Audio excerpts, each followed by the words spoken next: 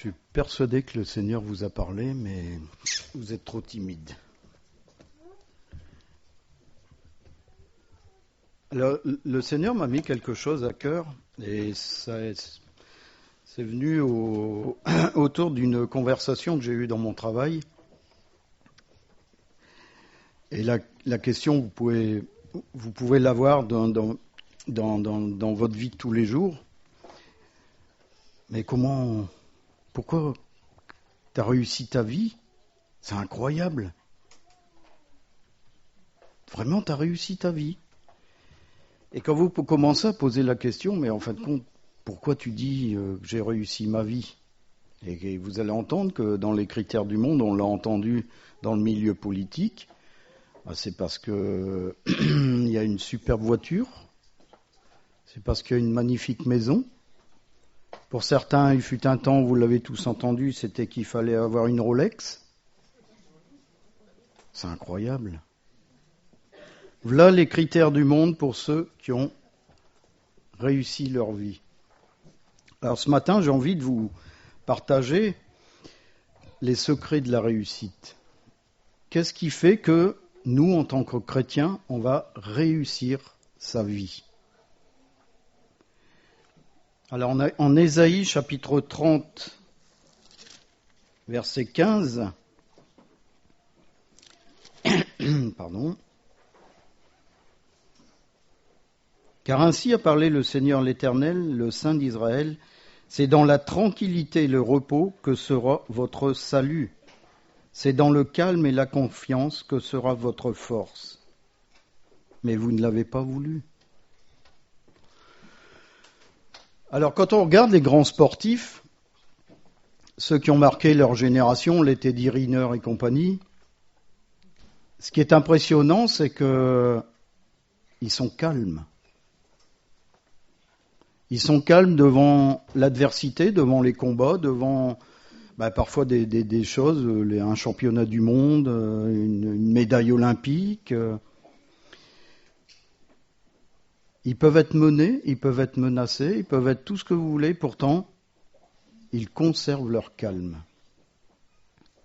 À l'inverse, il y a des personnes qui paniquent, il y a des personnes qui réagissent face à certains événements, ils réagissent par la panique, par l'énervement. Et les résultats, en fin de compte, c'est quoi? C'est qu'ils perdent leur calme. Ils perdent leur tranquillité. Et souvent, malheureusement, ça finit par la colère et ça finit par l'échec.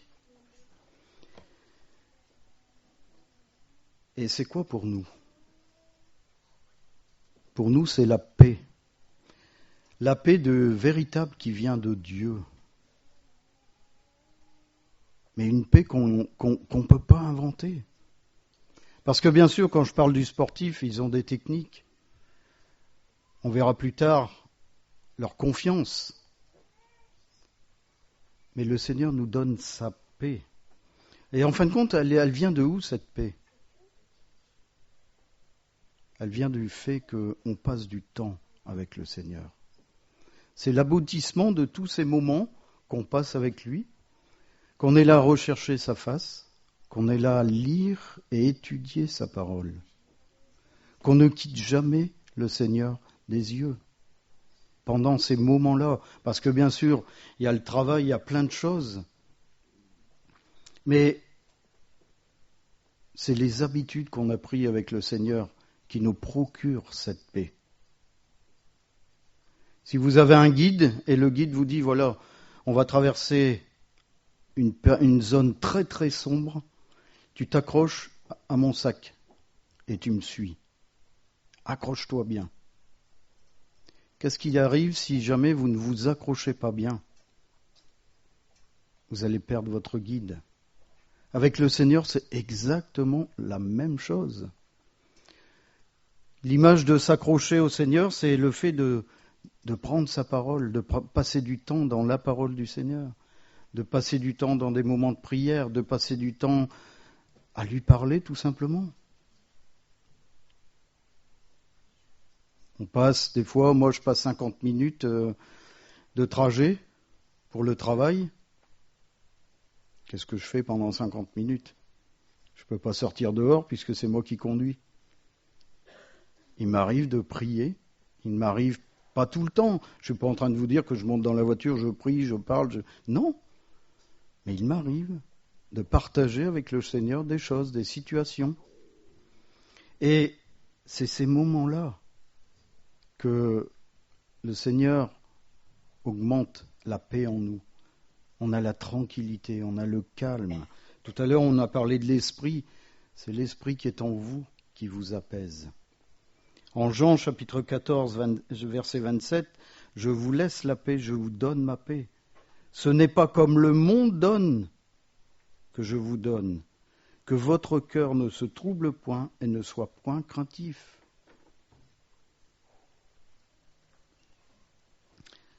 En finalité, c'est parce qu'on a atteint un niveau d'intimité avec le Seigneur très profond. La tempête va arriver. On ne va absolument pas paniquer. La tempête va s'abattre sur notre vie. On n'aura pas peur, on ne va pas craindre. Même si on est submergé par le fleuve, par les flots, on ne craindra pas, parce que je ne lâche pas le sac, je le tiens. Et c'est en Dieu qu'à ce moment-là, on va puiser nos forces. En Luc chapitre 8, verset 24, il est dit « Et s'approchant, ils le réveillèrent, disant « Maître, maître, nous périssons !» Mais lui, s'étant réveillé, réprimanda le vent et les flots, et ils s'apaisèrent, et il se fit un grand calme. Voilà. Voilà. Si vous n'avez pas lâché le sac, au moment où le plus terrible de la tempête, il va se lever dans votre vie et apaiser la tempête.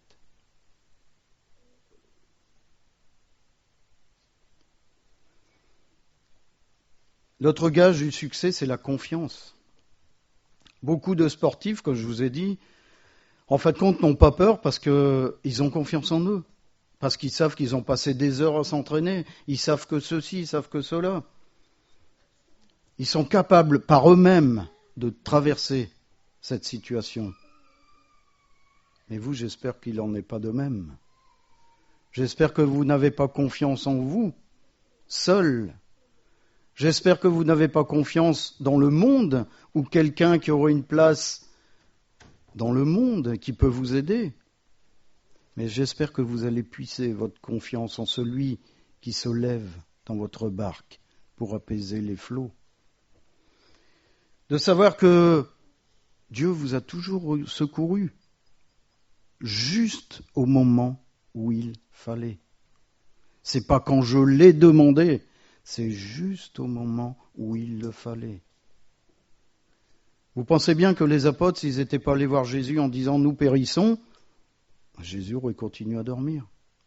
Et il se serait levé juste au moment où il le fallait. Le résultat aurait été quoi? Les flots et la tempête s'arrêtent. Parce que les plans de Dieu, on ne les connaît pas pour nous. Mais il y a une chose à savoir, c'est que même au milieu de la tempête, le Seigneur nous enseigne la patience et la confiance. Attends, sois patient, tu vas voir le miracle que je vais faire dans ta vie. Et quand les choses arrivent, mais on se dit, mais maintenant je comprends. Je comprends pourquoi le temps est le temps de Dieu. Parce que toutes les circonstances autour, elles ont été arrangées par Dieu lui-même. Et n'oubliez jamais que ce que fait Dieu est définitif. Alors ce que fait un homme, ça peut arrêter pendant quelques jours, mais ça va revenir. Chasser le naturel et il revient au galop.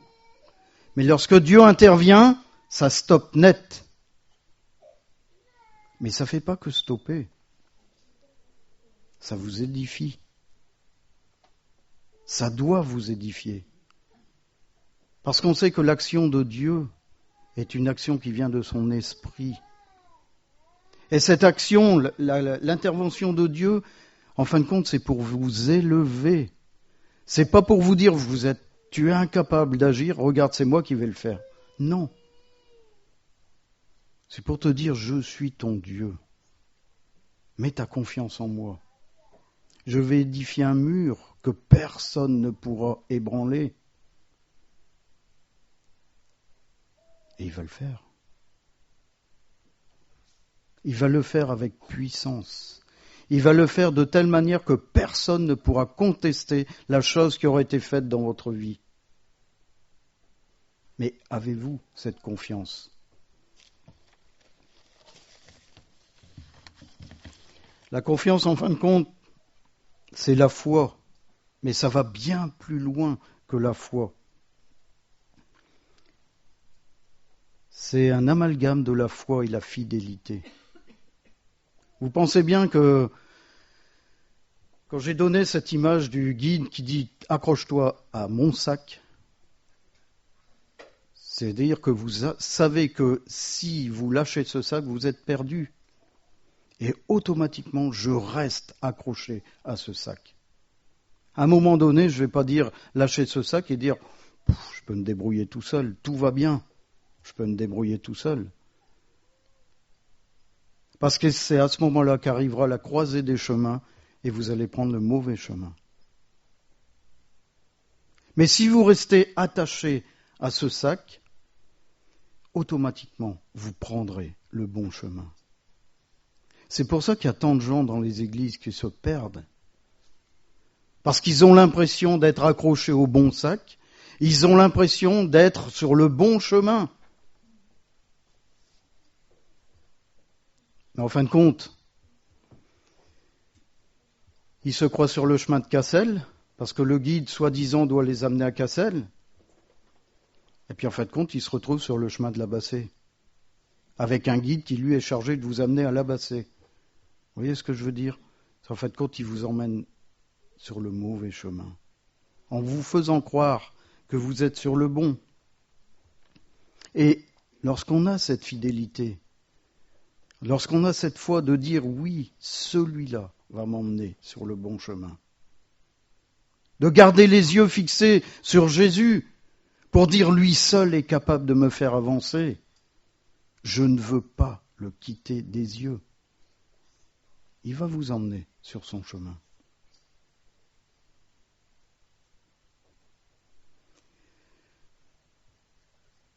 La force et notre force aujourd'hui, c'est justement ce calme et cette confiance qu'on a dans le Seigneur et qu'on devrait avoir. Savoir qu'on a l'Esprit de Dieu, je vous l'ai dit ce matin. Savoir qu'il suffit de demander au nom de Jésus et croyez déjà que vous le possédez. Pourquoi je panique ?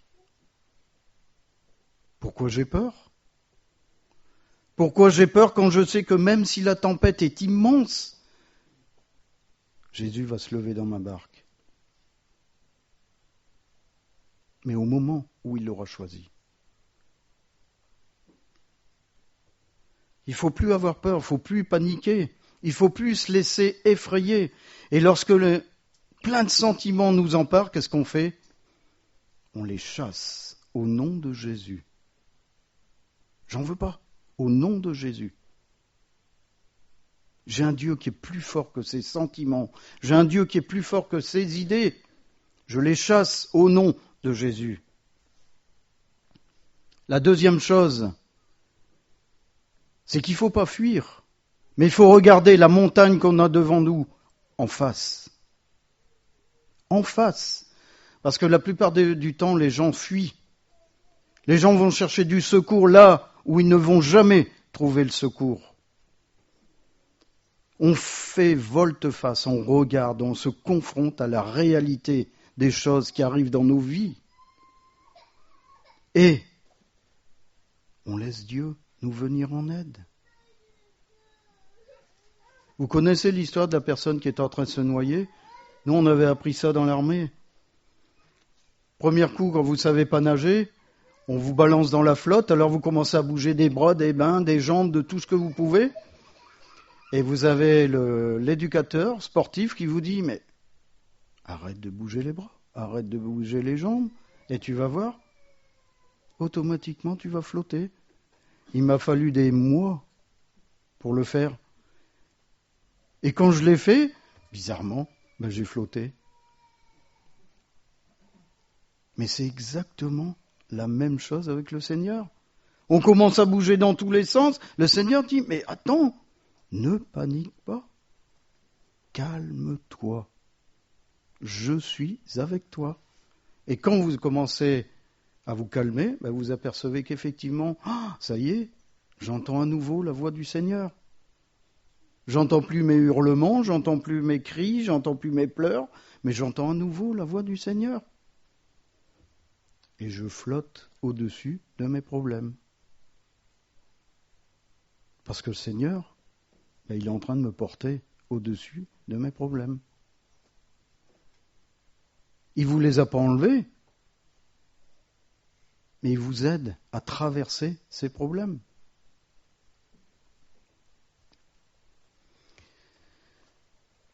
Un secret de la réussite encore, c'est affronter la déception. En Psaume 55, versets 13 à 14, « Ce n'est pas un ennemi qui m'outrage, je le supporterai. Ce n'est pas mon adversaire qui s'élève contre moi, je me cacherai devant lui. C'est toi que j'estimais mon égal, toi mon confident et mon ami. » Alors on estime que David, ici, a écrit ces paroles au sujet du grand-père de Bathsheba, Achitophel, qui, en fin de compte, l'a trahi. Pendant des années, il l'a trahi. Et ça a aggravé, en fin de compte, le sentiment de déception de David. Et la déception fait partie de la vie. La déception fait partie de notre vie. Mais qu'est-ce qu'on en fait ? Si on n'accepte pas la déception, si on n'accepte pas d'être déçu, vous savez, ce qu'on dit souvent, c'est j'aimerais bien vivre dans un monde de béni oui-oui, où tout va bien, tout est beau, tout est correct. Mais c'est pas possible. On ne peut pas réussir un monde comme cela. Et si on n'accepte pas la déception dans notre vie, on va droit à l'échec. Il va falloir un jour affronter cette déception. Même si c'est difficile. Et savoir qu'avec Dieu, on peut triompher de cette déception. David avait l'habitude de prier « Ne me laisse pas déçu, jamais » en Psaume 31, verset 2. « Ne me laisse pas déçu, jamais » Qui vous a déçu aujourd'hui ? Vous avez déçu qui ? C'est guère mieux. Est-ce que vous vous êtes déçu ce matin par des comportements, par des paroles ? C'est un sentiment destructeur, la déception. C'est plus fort que certaines personnes, parce que ça nous envahit. Il faut la combattre et la rejeter de notre cœur. Parce que la déception, ça nous rend injustes. Il faut que. Parce que ça ne va pas comme je veux, il faut que. Il faudrait que. Et si malheureusement, il faudrait que ça ne se fait pas, on est déçu. Mais si on s'arrêtait là, ce n'était pas grave. Mais le pire, c'est qu'on devient amer. Et la racine d'amertume dans le cœur, c'est ce qu'il y a de plus terrible. Parce que ça provoque le jugement. Parce que ça provoque le manque d'amour. On n'aime plus. Parce qu'il m'a déçu. Je croyais autre chose. Je pensais qu'il était autre chose. Je pensais qu'il avait l'amour. Il m'a déçu. Il ne devrait pas diriger une église. Il ne devrait pas parler au micro. Il ne devrait même pas évangéliser. Parce qu'il est indigne. Parce qu'il ne m'écoute pas. Parce que quand je lui parle au travail, c'est mon chef. Moi j'ai raison et il ne m'écoute pas. Et on va droit dans le mur. Je pourrais prendre sa place. Je pourrais être chef à sa place. Et on alimente. Et on alimente. Et on alimente. Et on ne s'aperçoit pas que on est en train de s'éloigner du Seigneur parce qu'on juge. Et je ne suis parti que de la déception. Vous imaginez ? Je n'ai même pas parlé du moi, mais vous l'avez senti. Que la déception, c'est souvent la réalité du moi dans nos vies. Parce qu'on se juge supérieur. Parce qu'on n'accepte pas d'avoir tort. Parce qu'on ne s'excuse même pas d'être comme ça. Parce qu'on ne s'excuse même pas d'avoir de tels jugements. Parce qu'on est amer. On est vraiment amer. Mais ce qu'il faut vous dire, c'est que on n'a pas fini d'être déçus. Ça, c'est clair. On n'a pas fini d'être déçus. On est dans un monde où on est de déception en déception. Il y a un seul est trouvé juste. Même nous, même moi, devant vous, je peux vous décevoir. Et j'en ai conscience. Mais on doit combattre ce sentiment. On doit combattre ce sentiment parce que ça gangrène le cœur, ça nous aveugle. Et il faut vraiment qu'on demande au Seigneur de nous enlever ces choses. Parce que tout ce que je vous ai dit avant est parti. La paix, la confiance, la fidélité. Vous êtes aveuglés. Vous avez remplacé ça par l'amertume, par le jugement, par le manque d'amour. Il faut prier que le Seigneur vous met mal à l'aise devant la déception. Mais vraiment mal à l'aise. Seigneur, mets-moi mal à l'aise quand je suis déçu. Mais pas de dire, je suis mal à l'aise, voilà, je suis déçu, je suis pas bien parce que je suis déçu. Non. Mais non, Seigneur, je ne dois pas avoir ce sentiment. Je ne dois pas avoir ce sentiment. Que ce soit dans le travail, que ce soit dans l'église, que ce soit partout où on se trouve, Seigneur, éloigne ce sentiment, parce que ça va bousiller ma vie.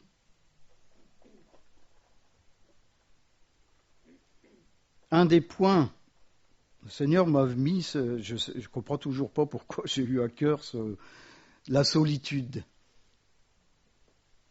Je suis comme l'oiseau solitaire sur un toit, Psaume 102, verset 7.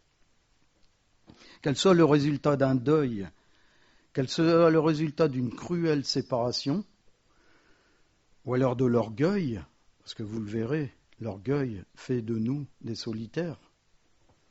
C'est jamais facile à vivre. Et on l'a subi tous un jour. Et la plupart du temps, c'est sans qu'on le veuille.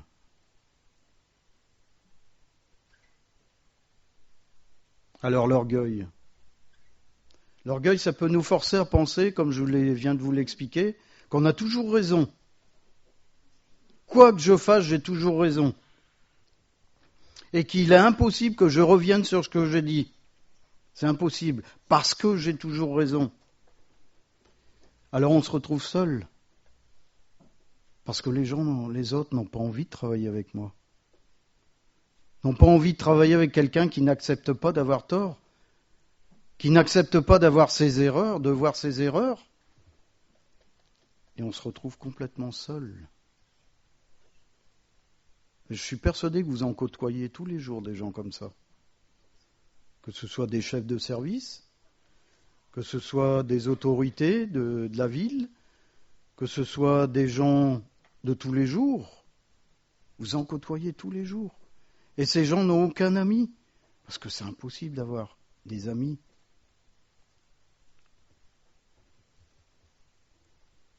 Il y a le deuil, le divorce, ou la dispute, la fâcherie avec les enfants, qui fait qu'à un moment donné, on est seul, parce qu'on a le reste de la famille sur le dos. Parce que quand je parle à la maison, j'ai toujours raison.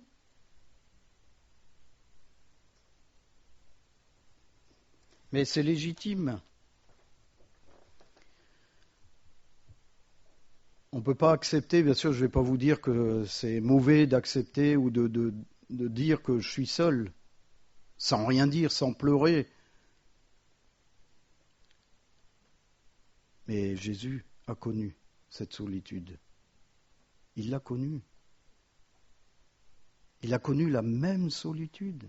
Il est passé par là.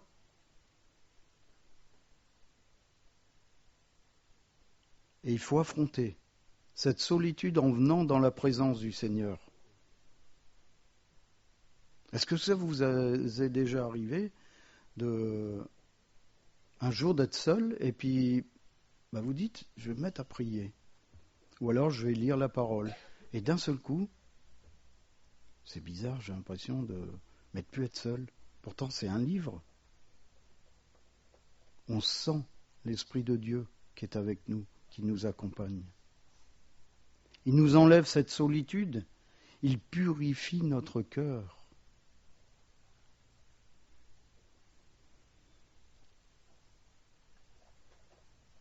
Il faut arrêter de regarder ceux qui ne viennent pas nous voir quand on est à l'hôpital. Il faut arrêter de regarder ceux qui ne nous aident pas quand on est dans la misère. Mais il faut regarder à Dieu. Celui qui va se lever dans votre misère et qui va vous aider. Il ne va peut-être pas vous aider avec de l'argent. Il ne va peut-être pas vous aider en vous amenant le soleil alors que vous avez réclamé de la pluie. Mais il va vous aider en étant présent. Vous allez sentir sa présence. Vous allez sentir la paix et l'amour de Christ dans votre vie. Et je vous en apprends rien parce que vous en avez tous fait l'expérience. Mais parfois on l'oublie. Le malin est là pour nous dissiper dans ce monde. Et on oublie qu'on a cette présence de Dieu dans notre vie.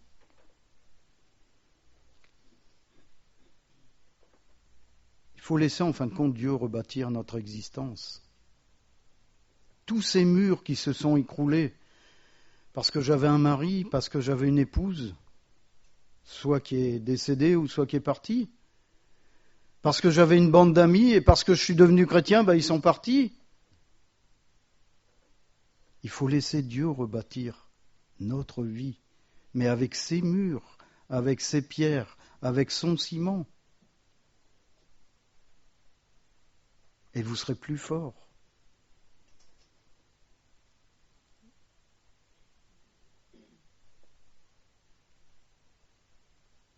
Il faut simplement combattre en mettant sa foi en action. Je dis bien simplement, parce que c'est tout simple. Je ne suis pas en train de vous donner une super recette que peut-être vous n'avez jamais entendue. Vous l'avez entendue, vous l'avez lue, c'est « j'engage ma foi ». Que ce soit dans la solitude, que ce soit dans la déception, que ce soit dans mes problèmes, j'engage ma foi de savoir, oui, j'ai confiance en l'Éternel. Pourquoi j'ai confiance en l'Éternel ? Parce qu'il est allé jusqu'à donner son Fils unique pour moi. Alors pourquoi ne viendrait-il pas au milieu de vos tempêtes ?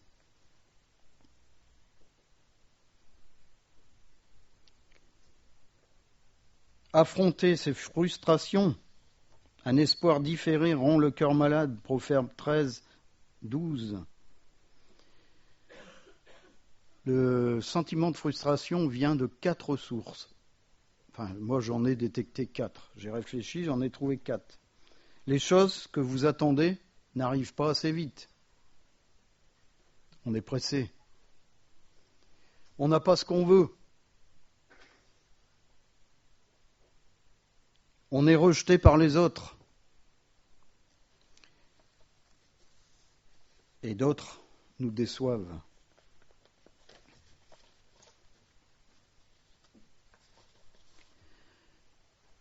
Il n'y a personne, et je ne vous condamnerai pas parce que vous avez ce sentiment-là de frustration. Mais par exemple, je vais condamner ce sentiment-là. On n'a pas à être frustré. Parce que ça nous rend malades en fin de compte. Parce que normalement, l'Esprit de Dieu influence l'état de notre âme. Ça veut dire que si je suis frustré, je couvre l'Esprit de Dieu. Vous savez, il est dit dans la parole qu'il ne faut pas attrister l'Esprit. Je peux attrister l'Esprit par ce sentiment. Sentiment de... Il y a un truc qui ne va pas. Et il y en a plein, dans nos églises, il y en a plein. Et il faut faire face à ces moments de frustration. Ces moments où on se dit, où on se croit supérieur, où on se croit capable d'eux. Et de dire, non, je suis rien. Je suis rien du tout. Je suis qu'un vermisseau. Et si je suis ce que je suis aujourd'hui, c'est grâce à Dieu et rien d'autre. C'est pas grâce à ma force, c'est pas grâce à ce que vous voulez, c'est simplement la présence de Dieu dans ma vie. Alors on peut l'avoir des fois depuis très longtemps. Elles font partie des meubles de notre vie.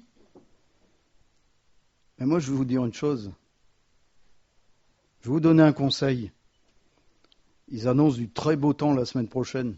Vous sortez vos meubles et vous les nettoyez. Faites le nettoyage de printemps dans votre vie. Tous ces sentiments-là, vous les donnez au Seigneur.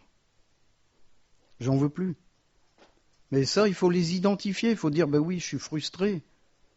En fin de compte, on ne m'utilise pas comme on devrait m'utiliser. Que ce soit ici, dans votre travail.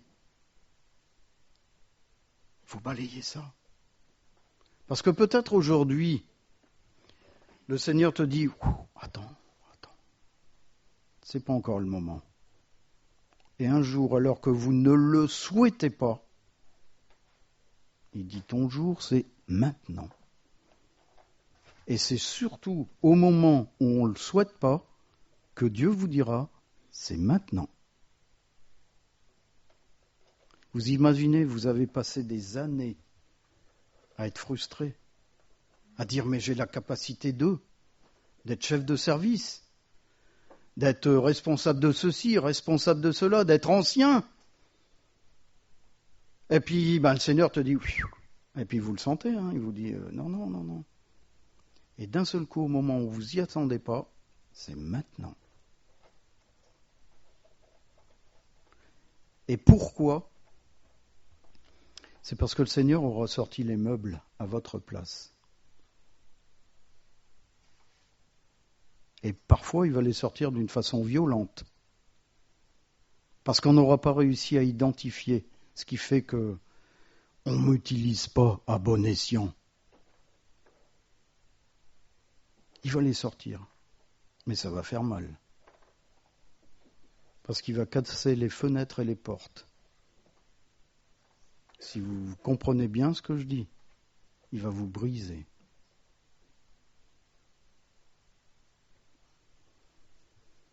Il faut avoir cette envie de faire mourir ces choses dans notre vie. Et notre souhait ce matin, c'est quoi ? Est-ce que j'ai envie d'enlever la frustration de ma vie ? Et réfléchissez bien, chacun, on est frustré de quelque chose. On est tous frustrés. Et souvent, elle nous isole, elle nous coupe des autres. Elle nous empêche de nous intégrer à un groupe, à une église. C'est pour ça qu'il y a beaucoup de SEF. Ouais. Sans église fixe. Les gens qui vont d'une église à l'autre. C'est parce qu'ils sont frustrés que y a des choses qui vont pas, il y a ce que vous voulez. Et vous avez des gens qui démissionnent parce que l'entreprise ne va pas comme je veux. Parce que, en fin de compte, mais j'ai des capacités. J'ai un bac plus 30. C'est 30 années avant le bac. J'ai un bac plus 30 et puis en fin de compte, on ne m'utilise pas comme on devrait. Je vais démissionner. Et je change d'usine. On arrive dans une autre usine, d'autre part, et bien c'est la même chose. On ne m'utilise pas comme je voudrais.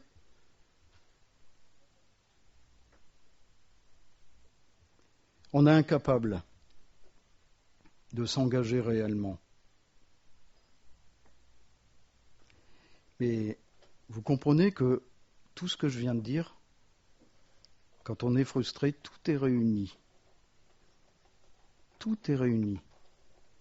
C'est-à-dire qu'on devient amer. On juge. Dans toutes les choses que je vous ai dit ce matin, il y a l'amertume, il y a le jugement et il y a le moi. Et je voudrais simplement conclure en vous disant que le Seigneur veut faire mourir ces choses dans vos vies. Il veut faire mourir ces choses. Parce qu'il veut, lui, prendre la place. La place. Et là, la finalité, c'est que, à ce moment-là, lorsqu'il aura pris la place, vous aurez réussi votre vie. Parce qu'elle ne vous appartiendra plus. Et c'est ça qui est phénoménal. C'est que quand vous allez réussir votre vie en Christ, cette vie ne vous appartiendra plus. Parce que c'est lui qui sera vous. Et vous serez lui. C'était difficile d'en arriver à cette conclusion. Et je vous ai rien dit de plus que ce que dit la parole de Dieu. Demeurez en moi et je demeurerai en vous. Ce matin, le Seigneur veut prendre votre place, votre moi, vos frustrations, tout ce que je viens de dire maintenant. Il faut lui donner. Il faut dire, Seigneur, fais mourir ces choses en moi. Sinon, il va le faire, mais je vous ai dit, il va casser les fenêtres et les portes. On peut demander au Seigneur, Seigneur, enlève ces choses dans ma vie. Et vous allez le sentir. Il va les enlever. Il va enlever l'amertume. Il va enlever le jugement. Il va venir. Il va dire, ce temple me plaît. J'y reste. Et vous allez être le temple de Dieu. Et votre vie sera la vie de Christ. Et Christ sera votre vie, tout simplement. Seigneur, je te rends grâce parce que ta parole est d'une simplicité. Seigneur, je te prie pour chacun d'entre nous, que tu puisses faire mourir tous les sentiments qui ne t'appartiennent pas. Seigneur, je sais que ta conviction, c'est de... Et ce que tu veux le plus, Seigneur, c'est vivre en nous. Tu veux vivre en nous. Tu veux faire mourir les œuvres de la chair. Tu veux que le péché s'en aille définitivement. Et tu viendras faire de nos vies un temple. Seigneur, que ce matin, tu puisses, par ton esprit, faire mourir ces sentiments dans le cœur de ceux qui te le demandent, de ceux qui se lèvent en disant « J'en ai marre de cette vie, je veux que tu viennes dans mon cœur. » Et Seigneur, fais-le dans le nom de Jésus. Amen.